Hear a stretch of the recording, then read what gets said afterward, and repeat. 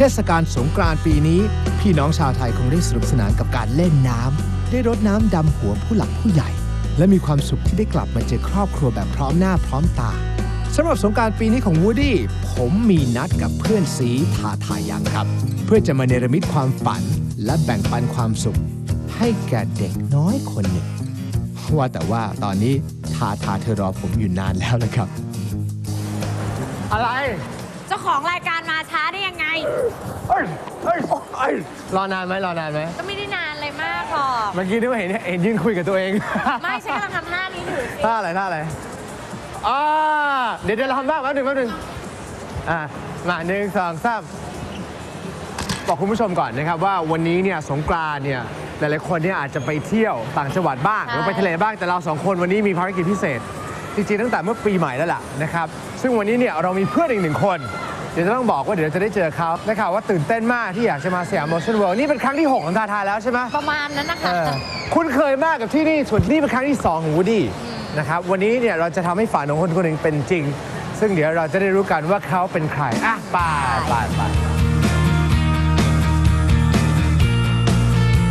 ก่อนที่เราจะได้มีโอกาสพบกับแขกรับเชิญวูดดี้อยากจะให้ทาทาอธิบายให้เพื่อนๆเราฟังดีกว่าว่า Make a Wish เนี่ยโครงการหรือว่ามูลนิธิ Make a Wish เนี่ยมีทั้งหมดในกี่ประเทศทั่วโลกมีอยู่ใน36ประเทศทั่วโลกนะคะ Make a Wish Foundation นะคะเป็นมูลนิธินะคะที่ช่วยเด็กนะคะที่ป่วยเป็นอะไรก็ได้นะคะแล้วแต่เลยที่เป็นระยะขั้นสุดท้ายและทำความฝันของน้องให้เป็นความจริงก่อนที่เขาจะเสียชีวิตไปนะคะอย่างวันนี้เราก็มาพาแขกรับเชิญของเราคนนี้มาทำให้ความฝันของเขาเป็นจริงนะคะน้องคนที่แล้วน้องผักโขมนะคะก็ป่วยแล้วเราก็เขาอยากเจอบาร์บี้แล้วก็พาไปเมื่อปลายปีที่แล้วครับวูดดี้และทาทาในฐานะทูตประจำมูลนิธิ Make a Wish ประเทศไทยได้ทำความฝันของน้องผักขมเด็กน้อยวัยเพียง7 ขวบที่ป่วยเป็นโรคมะเร็งประสาทให้เป็นจริงโดยการใช้ชีวิต1 วันในโลกของตุ๊กตาบาร์บี้ได้สัมผัสโลกแห่งจินตนาการและเติมเต็มความฝันของน้องผักขมให้สวยงาม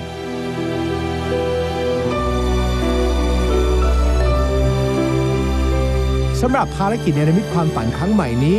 เป็นความฝันของน้องนิ้งวิมลฉัตรอินตะพรหมครับเธออายุเพียงแค่12 ปีและก็เป็นเด็กผู้หญิงที่เคยร่าเริงสดใสตามวัย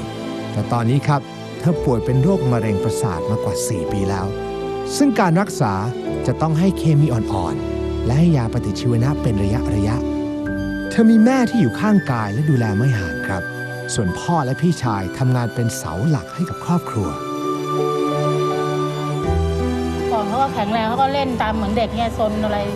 โดดหนังยางเขาเล่นไปกับเพื่อนทุกวันอะไรเงี้ยปกติของเขาเล่นชอบอะไรสนุกอะไรเงี้ยนะเขาก็คงทำใจได้แต่ว่าเขาติดแม่มากนะคือขอให้แม่อยู่ด้วยอะไรเงี้ยนะแล้วหมอบอกว่าแบบคล้ายๆจะเป็นระยะสุดท้ายอะไรเงี้ยแต่เขาบอกว่าเขากลัวเขายังไม่อยากตายเขาบอกว่า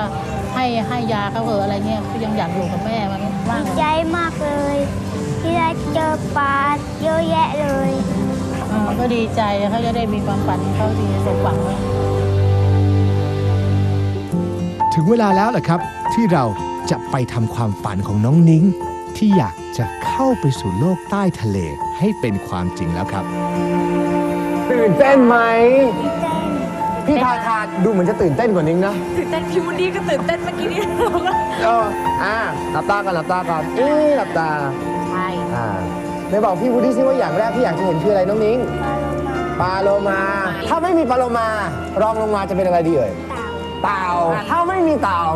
รองลงมาเป็นอะไรดีเอ่ยปลาฉลาม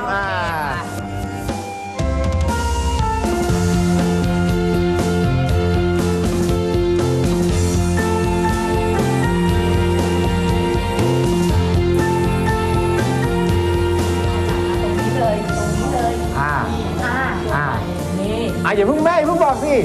เตรียมตัวนิ้งพร้อมหรือยัง1 2 3เห็นไหมเห็นไหมครับนู่นอะไรเอ่ยนี่แล้วดูตรงนี้นี่โอ้จากไหมคะนี่อะไรครับเก่งมากอุ้ยนั่นปลาอะไรปลาเก๋านี่ไงที่เอาไว้กินนะครับนี่เคยกินปลาเก๋าไหม เห็นไหมไม่เคย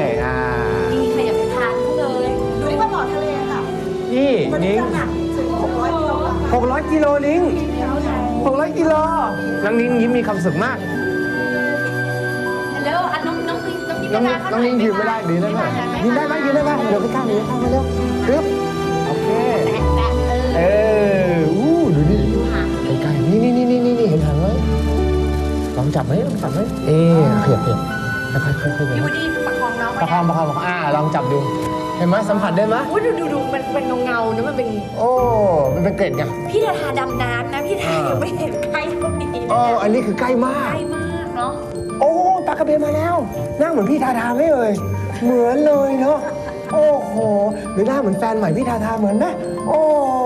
นี่มันเหมือนอยู่ในหนังเลยนะเดินน้องนิ้งตื่นเต้นไหมคะมาลงมาก่อนนอกจากอุโมงค์ปลาขนาดใหญ่แล้วยังมีตู้ปลาและสัตว์น้ำต่างๆมากมายอย่างนกเพนกวินนาคปลาการ์ตูนสัตว์น้ำตัวใหญ่จากแอมะซอนและปูแมงมุมยักษ์ผมเชื่อเลยครับว่าการผจญภัยในโลกใต้ทะเลครั้งนี้จะเติมเต็มความฝันของน้องนิ้งให้เป็นจริงและนำไปสู่ความสุขอย่างแน่นอนครับ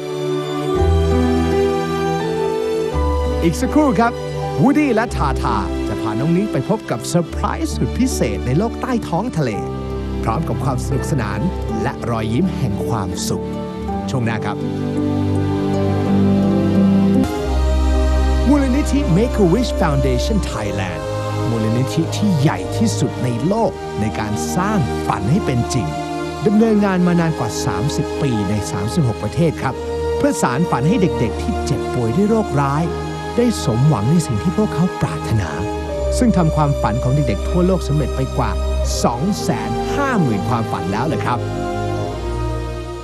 ส่วนน้องนิ้งวิมลฉัตรอินทพรหมวัย12 ปีคนนี้เธอป่วยเป็นโรคมะเร็งประสาทมากว่า4 ปีแล้วนะครับ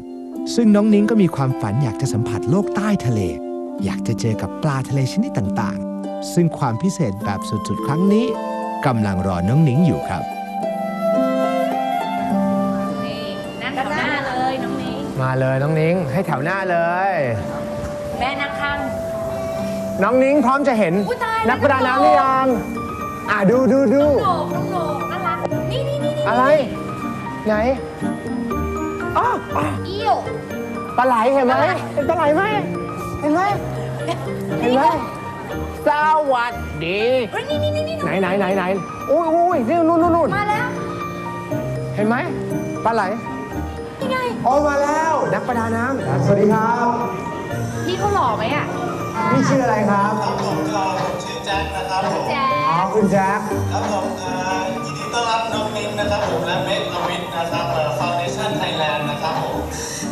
คุณวูดดี้แล้วก็คุณทันทายันนะครับวันนี้มีอะไรให้เราได้ดูบ้างครับคุณแจ็คครับครับผมวันนี้มีเค้กมาฝากด้วยนะครับมีเค้กด้วยนิ้งเค้กในน้ำเนี่ยนะฮะว้าวโอ้โหนี่ดูสิสุดยอดนิ้งเกิดวันไหนครับวันพุธที่เท่าไหร่ครับ24เดือน24 กุมภาพันธ์ที่ผ่านมานะครับโอ้โหสุดยอดมากเลยขอบคุณมากค่ะพี่แจ๊คขอบคุณมากครับพี่แจ๊คครับ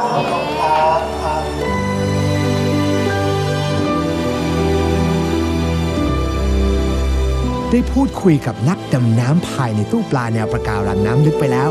ยังไม่พอครับวูดดี้และทาทาจะพาน้องนิ้งไปชมการแสดงละครเวทีใต้น้ำซึ่งน้องนิ้งไม่เคยดูมาก่อนเลยครับสวัสดีเด็กๆทั้งหลาย Hello everybody boys and girls Sheldon's Real Ocean Adventures Let's go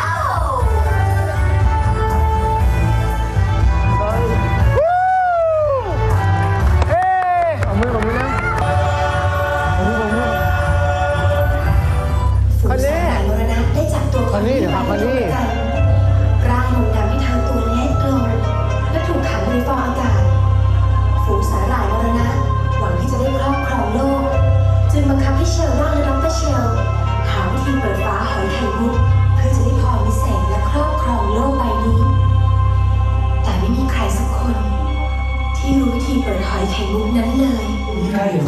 ครับ อยู่ไหนคนนี้ไปไหนนู่นนู่น นี่ไหนนะ นู่น ใช่คนนี้หรือเปล่าครับ นู่นไงนู่น คนนี้สุดท้าย เอ้ยมาแล้ว สัญญาได้ไหม ห้องทำลายสิ่งแวดล้อม สัญญานะ ยากก่อนยากก่อน ไม่ทำลายสิ่งแวดล้อมไม่ก็ไปมีจากแท้แท้ดูแลรักษาลิเซนเดอร์ว่า อย่าลืมช่วยกันดูแลโลกใบนี้ของพวกเรานะทุกคน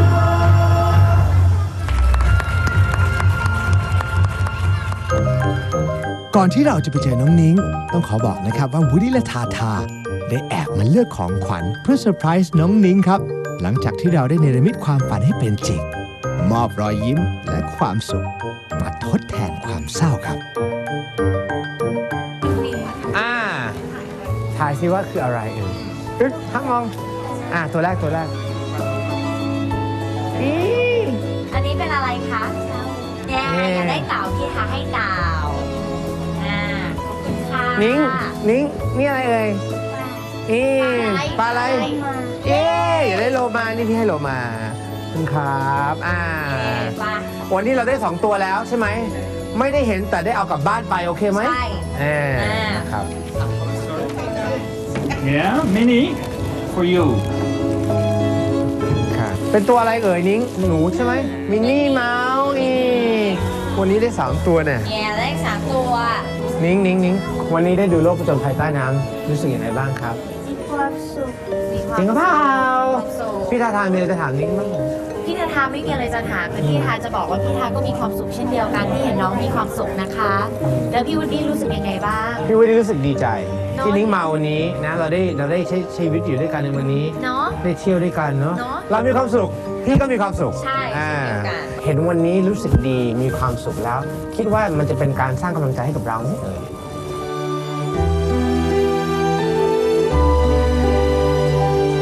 ตลอดกิจกรรม Make a Wish ในวันนี้ไม่มีสิ่งใดครับจะมีคุณค่ามากไปกว่าการได้ร่วมเติมเต็มความหวังเล็กๆให้แก่เด็กให้พวกเขาได้มีความสุขและยังเป็นจุดเริ่มต้นที่ยิ่งใหญ่เพื่อเป็นกำลังใจในการต่อสู้กับโรคร้ายต่างๆต่อไปราตรีสวัสดิ์ครับพี่น้องชาวไทย